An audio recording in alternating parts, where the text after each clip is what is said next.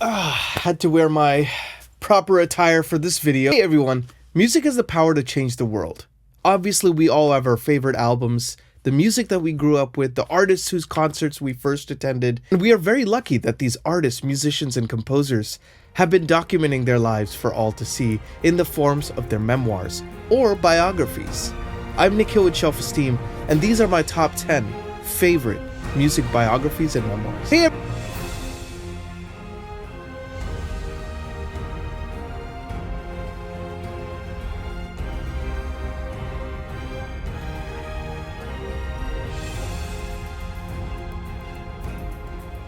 everyone, welcome back to the channel. I'm Nikhil Gopurkar with Shelf-Esteem. I'm a composer, now also a booktuber. You can find my music in The Wheel of Time Season 2, His Dark Materials Season 3, and the newly released The Hills of Tenchiko, the featured song in The Wheel of Time Season 3, Episode 6. Today we're going to talk about something slightly different, but of course related to the books, and that is memoirs and biographies. Now, I grew up listening to rock and roll. I loved the Beatles, Led Zeppelin, Pink Floyd, and I really wanted to know more about these artists because every single album they were constantly evolving, both musically and as people. And we're very lucky that we've had a lot of these artists write some fantastic biographies or to have some fantastic authors detail accounts of their lives. So I decided to put together kind of a top 10 list of some of my favorites because I've read quite a few. Some are kind of obvious choices on this list. Some are underrated gems, but I personally feel like don't sleep on any of these. This is, of course, my personal list. There's going to be other people who have other lists. And I think music is subjective. You're going to want to read about the artists that you really like. But if you like this kind of video, please like and subscribe and join me on the journey. So I'm going to start with two honorable mentions. I have read these about 20 years ago. It's been a while for me, so I would love to revisit it and see if I feel the same way that I did when I first read them in my 20s. The first book is going to be called Crazy from the Heat by David Lee Roth. David Lee Roth was the frontman of Van Halen, the bombastic, very loud, boisterous frontman who kind of really helped to usher in the 80s hair metal era. Eddie Van Halen's guitar solos changed the world, but Van Halen wouldn't have been Van Halen without David Lee Roth, who helped them come up with that name, their style, and even kind of commanded interviews in a way that really presented the band in the best possible light for what they wanted to be. This book is fantastic. It's eccentric, but it's also got that David Lee Roth energy. If you've ever watched his interviews, you see that he's very off the cuff, and yet he has some brilliant points. And it's always mixed with some funny, weird, eccentric joke or something like that.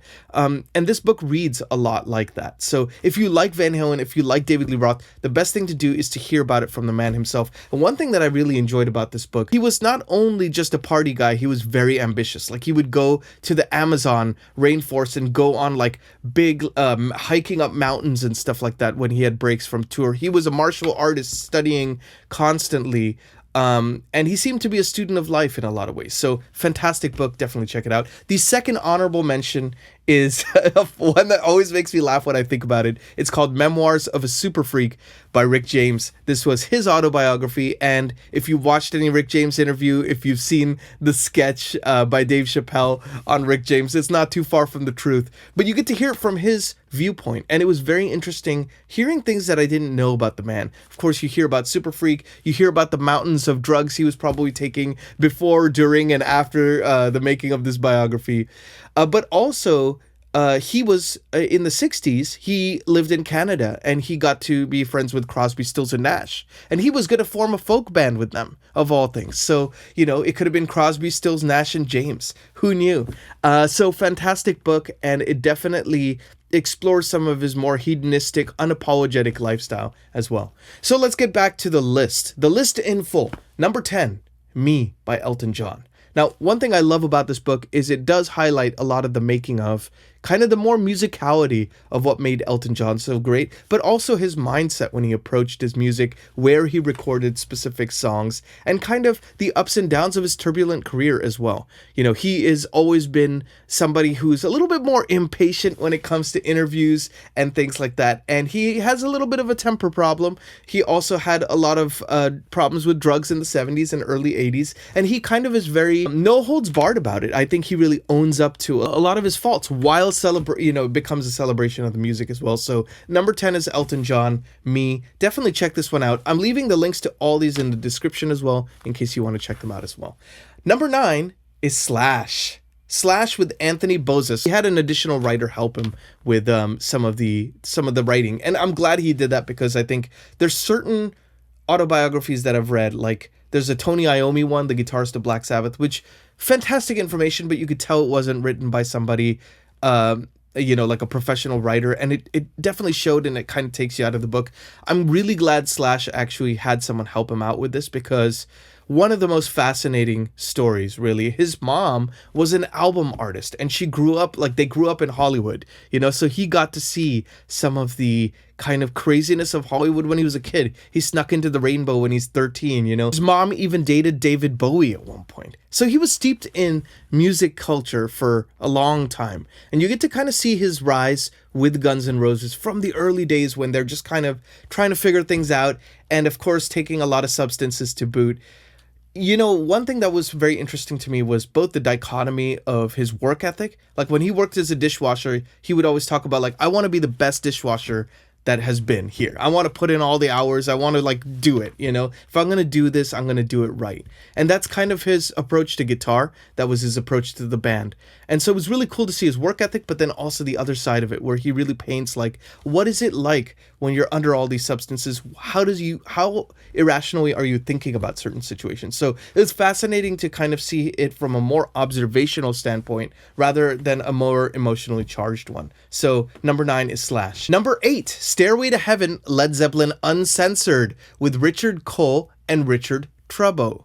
So this one, Richard Cole was actually Led Zeppelin's tour manager. So a lot of the stories you hear are uncensored and from the guy who was there with them. He was the guy who was ordering them 40 vodka screwdrivers to start the night. He was this guy that was really not only indulged Led Zeppelin's wild behavior in the early 70s, but also, kind of helped lead the charge in a lot of ways. His story had a lot of ups and downs, so it was interesting to see, kind of how he became Led Zeppelin's tour manager, and their kind of early days of trying to drive around icy roads in the middle of the UK in the middle of winter, trying to drive the band to gigs, to the heights of their stardom and having a whole jet, that was with Led Zeppelin painted on the side and everything that comes with that. So if you want a crazy stories collection, then this is a great one. And if you're a Led Zeppelin fan, even better. Definitely check out this book. Number 7, another crazy stories one is called The Dirt, Confessions of the World's Most Notorious Rock Band, Motley Crue and Neil Strauss. Now, Neil Strauss is a rock and roll historian. Really glad they had him help out, because he could kind of bring out, in a way that was palatable to read, some of Motley Crue's crazy excesses. And this is not for the faint of heart. I would say out of all the books on this list, this is the one where I would say that, trigger warnings on every possible front you could possibly imagine. It is entertaining, but it is also pretty sickening. These guys were all over the place, and I will say that there were certain members of the band. I don't want to spoil anything, but there were certain things that happened to certain members of the band that they never quite took accountability for. And honestly, I don't know that it made them more likable. In my opinion, it kind of made me like them less after reading this book.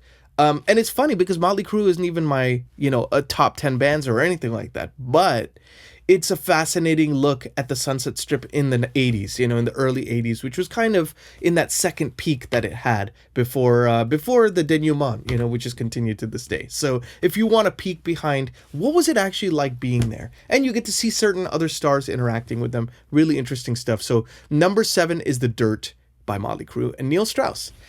Now to go into a more serious note, number 6 is probably one of the most profound books I have ever read, rock and roll or otherwise. Now this one is Ghost Rider, Travels on the Healing Road by Neil Peart. Neil Peart was the drummer of the Canadian rock band Rush. He also wrote all the lyrics. So when you hear lyrics like, one likes to believe in the freedom of music, but glittering prizes and endless compromises shatter the illusion of integrity. If you want to hear profound, beautiful lyrics like that, poignant lyrics, this was the guy who was a big part of that. He really helped craft Rush's sound.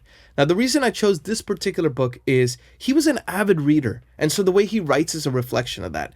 He was a very big fan of Henry David Thoreau, some more esoteric authors and poets, and you could tell in how it's imbued in his writing. So he's a writer's writer, actually. So that's the first reason. The second reason is it's a very personal story. If you don't know, in the kind of late 90s, sadly, Neil and his wife lost their daughter in a car accident, and 6 months later, his wife passed away of cancer, I believe it was. So, I mean, this is just the worst possible thing that could ever happen to a human being, in my opinion. And he decided to quit the band for 3 years and take his motorbike and travel all across the country and just to kind of go on a spiritual search. One that became physical and then became kind of a self journey as well, an inner journey. And for a guy who's a reader, a thinker, a poet of his own, and a guy who's dedicated to his craft, to hear him talk about life as he's rediscovering it for the first time again, is a book that I highly recommend. This is one that I think might appeal to the broadest amount of my audience here on Booktube, just because it really checks many different boxes. And you don't even have to be a fan of the band in order to read it. So definitely check out number 6, Ghost Rider, Travels on the Healing Road by Neil Peart. Now, number 5 is my favorite band of all time. Had to kind of put this on the list. This is actually the newest biography on the list. And this one is called Living the Beatles Legend, The Untold Story of Mal Evans, the Beatles tour manager. You know, somebody you would see kind of behind the curtain a little bit. You would see him in certain concert footage. You even saw him in that Let It Be documentary that Peter Jackson put together, the 8-hour kind of multi-episodic docuseries that he put together on the Beatles working on their last album together, and kind of all the ups and downs with that. You would see him in a few scenes as well, but he was kind of quiet. He was off to the side, but his contributions can't be more overstated. He was the tour manager, but he was also the roadie. So he basically would assemble and disassemble all the gear every gig. Not only that, he started to take more of a songwriting role. He even wrote stuff on Sgt. Pepper's alongside Paul McCartney. Did he get the credit? Well, that's a different story, and his life was a little bit more ups and downs than his career ended up being. So, fascinating look at an often untold story. Number 5, The Untold Story of Mal Evans, Living the Beatles Legend by Kenneth Womack. Number 4, staying in Beatles land. This is often considered the definitive Beatles biography, and it's by a man named Bob Spitz, who is known for doing fantastic musical biographies. This one is just called The Beatles. It's about 800 something pages. And the thing I love about this book is you all know the stories of the Beatles post 1964, the Ed Sullivan Show, the world changes, Beatlemania, all that. But what you don't necessarily know is how they got there. And of course, now even that part of the Beatles legend has been explored a little bit, but a third of this book is before 1963. So you get to really see them trudging along through Hamburg, trying to make it, the sleeping conditions they had, the talent shows, the kind of like those fake talent shows that were basically just like scams that they would enter in to try to, you know, get opportunities, and just what it must have been like being on the ground floor, experiencing this stuff for the first time. Fantastic, very thorough look at the Beatles. If you like the Beatles, definitely read it. Even if you don't care much for the Beatles, but you want to know more about that time and what made them so special, you can kind of get an insight that you don't normally get. So now we are at the top 3, and these top 3s are going to be some surprises in here, I think, especially since you know that the Beatles are my favorite band of all time. So what could possibly usurp those biographies? If you like this video, please like and subscribe. It always helps out the channel, and feel free to hit the notification bell. Always keeps you apprised of new videos and everything. Now let's get on to the top 3 list. So the third one is another Rush related one called My Effin' Life by Geddy Lee. This one is emotional, it's detailed, it's got a little bit of Geddy Lee's dry humor. He's a very unassuming guy, you know, he never took to the rock stardom in the same way that a lot of his peers and predecessors did. He really was in it for the music, and you could tell. It's just a fantastic look at his life and his music, but then also a fascinating look at his parents' lives. Now, his parents were survivors of the Holocaust, and it talks about how his parents were in love and they were separated. For years, they didn't know if each other were alive, and somehow they found each other, you know, through being in several different camps, and somehow survived. Talks a lot about his family's history related to that. I think about a quarter of the book is actually related to that. And I got to say, that was actually some of the most poignant and most interesting parts of the biography. So if you want to see a different side to Geddy Lee and kind of see what shaped his worldview, definitely worth checking out. Number 3 is My Effin' Life by Geddy Lee. Number 2 is probably the least known on this list. But I say that this is a primer for anyone who has a creative heart. Somebody who has a dream that wants to kind of try something new and take a risk and really put oneself out there. And that one is called Yanni in Words by Yanni. Yanni was and is a world music artist, but what he has done is absolutely fascinating. He kind of helped to usher about this genre of music. And he was like, you know what? I want to play with a full orchestra, like an 80-piece orchestra. And I want to play at different places where people have never played before. I want to play outside the Taj Mahal. And he had to hire 10,000 farmers and build a city around the Taj Mahal so he could perform it. You know, he's like, I want to perform at the Acropolis. And he had to do so much logistical hoops and stuff like that to make that happen. But really, this book is a primer on if you have a dream, if you have any mental blocks, how to kind of diminish those mental blocks and move forward with your dreams. He talks a lot about that, not just about himself. It's very spiritually inclined, which I think, you know, for those of you who are spiritually inclined or who are interested in that, not religious, but more in terms of the inner journey. He is very much a student of life and a student of self. And you could tell. He even starts off, you could see like where his ambition comes from. He was training to be an Olympic swimmer at one point. He moved to Minnesota to get a psych degree. You know, he was living with his brother here as an immigrant alone, and how he kind of came through that and his rock star days and how he decided he wanted to change. Really fascinating guy. Definitely check this one out. Now, number one, my favorite music related biography or memoir of all time would have to be I Am Ozzy by Ozzy Osbourne. Ozzy was really what kicked off for me a love of music in a way that became an obsession.